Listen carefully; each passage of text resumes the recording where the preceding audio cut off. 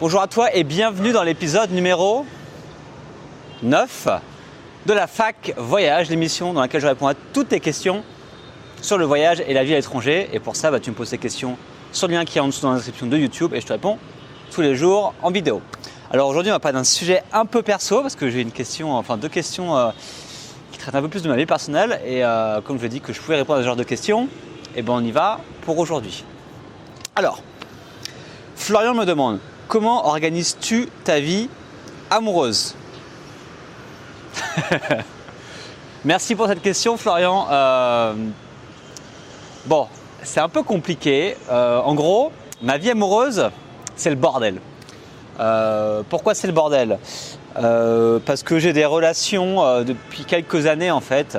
Depuis, on va dire, 4-5 ans, j'ai des relations qui durent quelques jours, quelques semaines, quelques mois, voire peut-être quelques années.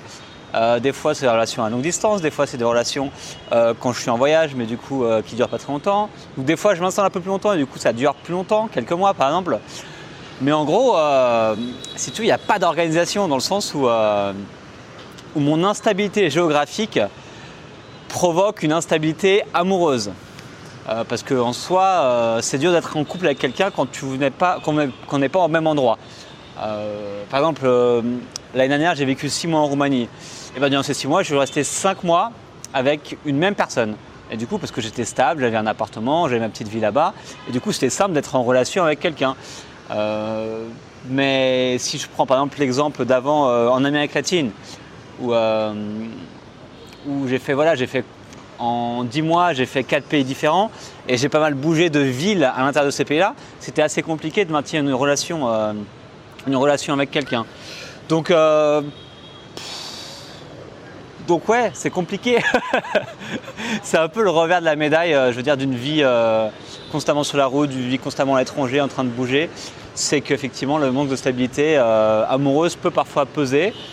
Moi, je m'y suis plus ou moins habitué, donc pour l'instant, je le vis très bien et je ne suis absolument pas pressé par le temps. Maintenant, j'ai 30 ans, mais je ne suis pas absolument pressé par le temps, par la société. Par exemple, il faudrait que je trouve quelqu'un, il faudrait que je me marie, il faut que j'ai des enfants. Ça, j'en ai strictement rien à faire. Je ferai des enfants quand j'aurai envie d'avoir des enfants et quand j'aurai trouvé la bonne personne. Et du coup, j'ai le temps. Ça, c'est pas un facteur qui rentre en compte.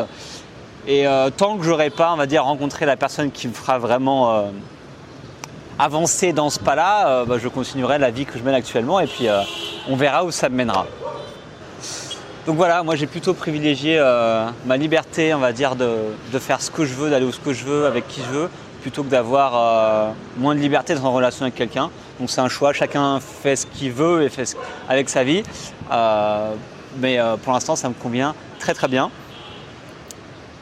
Et voilà, le conseil, si je pouvais vous donner un petit conseil là-dessus, c'est qu'il faut savoir que le voyage, ça complique un petit peu tout. Le voyage, c'est un vecteur de rencontres, donc tu peux rencontrer vraiment beaucoup de personnes facilement et de tous horizons, de tout pays, etc. Donc ça, c'est vraiment intéressant. Par exemple, là, je suis au Vietnam, effectivement, j'avais déjà rencontré quelques Vietnamiennes. Bon, il y en a qui ça n'a pas fonctionné, il y en a qui ça fonctionne mieux, mais du coup, même culturellement, tu vois, c'est enrichissant de voyager, de pouvoir être en couple ou avoir des mini-relations avec des personnes dans d'autres pays parce que ça permet vraiment d'enrichir ton horizon. Et par exemple, le Vietnam, c'est bien, je suis là, je vis ici, je comprends mieux la culture, mais être avec quelqu'un, tu plonges encore plus dans la culture du pays et donc je trouve ça super enrichissant. Donc, mais sachez que c'est compliqué de voyager tout le temps, de voyager à durée indéterminée, de partir en aller simple, de changer d'endroit et de maintenir une relation amoureuse. C'est quelque chose de compliqué, il faut l'avoir en tête parce que les relations de longue distance, malheureusement, je connais assez peu de personnes pour qui ça a fonctionné et au final, c'est vrai que c'est toujours très compliqué. Mais sinon, ne me demandez pas de questions sur des conseils amoureux ou ces conseils de couple parce que je suis absolument très mal placé pour ça. Donc, juste s'il y a des questions sur ce sujet-là, je ne pourrais pas y répondre. Donc, juste pour vous prévenir. Alors sinon, deuxième question, donc là encore plus personnelle et encore plus précise et j'ai décidé d'y répondre, j'ai pas mal hésité mais j'ai décidé d'y répondre, je vais vous expliquer pourquoi.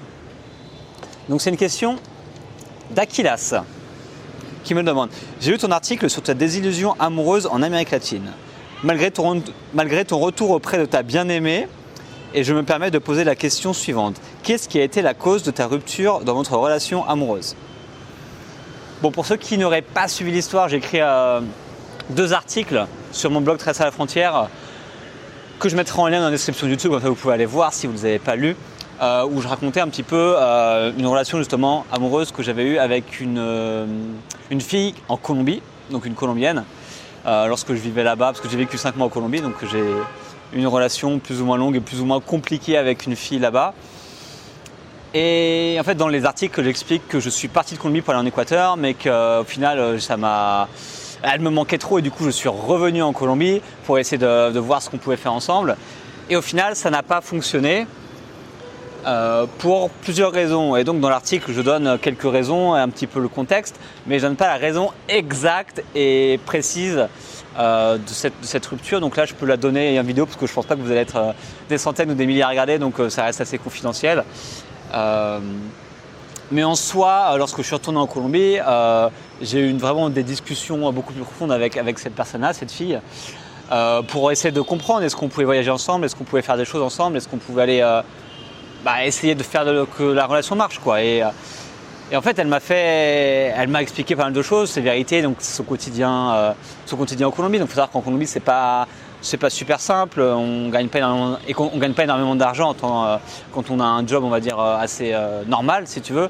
Un job de la société moyenne, de la classe moyenne en Colombie, voilà, vous allez peut-être gagner, je me souviens plus mais voilà, peut-être 300, 400 euros, alors qu'en France, ça vaudrait entre 1500 et 2000 euros, si tu veux.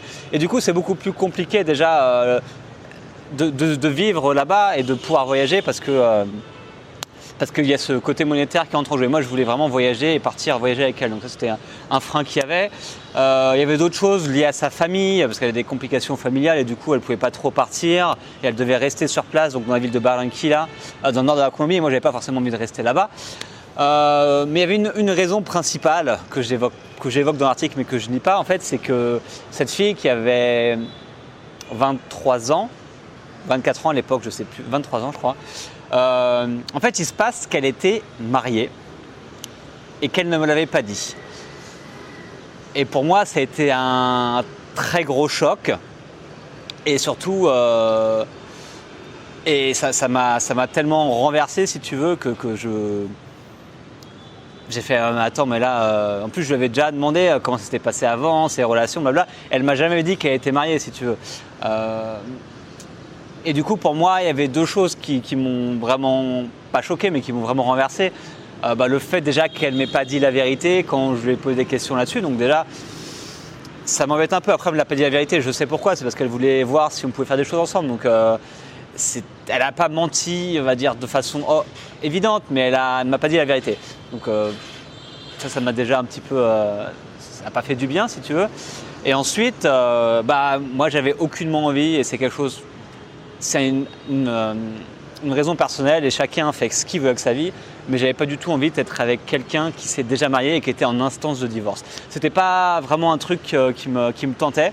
Moi, je veux pas de galère, je veux pas mettre plus de galère dans ma vie, si tu veux, à cause de quelqu'un. Et je sentais qu'il y avait des complications. Voilà, le mec voulait pas divorcer, elle voulait divorcer. Enfin, il y avait pas mal de choses comme ça qui étaient un peu compliquées. Et donc, au final, pour mon bien-être et pour le bien-être même de nous deux, je pense, j'ai essayé de partir de Colombie. Enfin, je suis resté un peu en Colombie, mais autre part. Je suis allé à Cali et après, je suis vraiment parti de Colombie et je suis allé au Brésil. Mais bon, il faut savoir qu'en Colombie, c'est assez courant, en fait. La famille, les familles là-bas sont vraiment souvent assez dispersées, sont pas mal de familles recomposées, de femmes seules. Enfin, c'est assez compliqué. Les gens se marient assez tôt, généralement. Ont des enfants assez tôt, donc c'est pas du tout la même culture qu'en France. Donc voilà, je comprends sa situation, mais c'est vrai que pour moi, c'était trop compliqué. Trop compliqué. Donc voilà, j'ai décidé de partir et de ne pas rester avec cette fille-là en Colombie. Mais voilà, c'est ce que j'expliquais, c'est que c'est compliqué, la vie amoureuse en voyage, c'est pas simple. Et c'est encore plus compliqué quand la personne en face a des complications en plus. Donc si tu veux, c'est pas simple. Mais bon, c'est comme ça, c'est la vie, et puis on avance. Et puis c'était il y a 1 an et demi maintenant, donc la blessure, la plaie s'est refermée et je suis passé à autre chose depuis. Voilà, c'est tout. C'était un peu plus deep aujourd'hui, mais bon, des fois il faut expliquer les choses.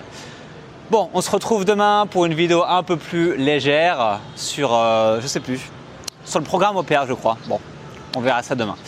En tout cas, n'oubliez pas de vous abonner à la chaîne YouTube. C'est juste en dessous, dans la description YouTube.